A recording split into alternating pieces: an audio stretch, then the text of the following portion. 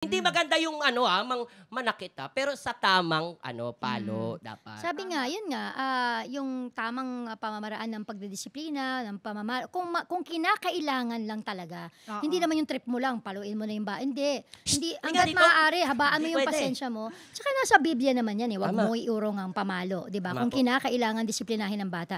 Pero sa totoo lang, napakahirap ng parenting sa panahon ngayon kumpara noon. Di ba? Noon naalala ko pagka gumanito yung tatay ko, psst, tas Naku po. pinandilatan ka ng mata, aayos ka na, bibehave ka. Oo. Ngayon Yes. parang may time na si Grant, sabi ko, psst, gano'n ko. Sabi niya, why? What? Hindi Yan, alam, oo. oo. Ah. Why? What? Hindi alam ko anong ginawa. Oo. Oo, tsaka Hindi meron pa siyang- alam na dapat, behave. Di ba? Yung sa atin, action speaks mo, di ba? Louder than words yun sa mga magulang natin. Ngayon, parang hindi pwede yung ganun. Kasi parang hindi na kagad nagigets, ha? Bakit? Tsaka meron silang, I have a right to an attorney. Ganyan. Ay, wow!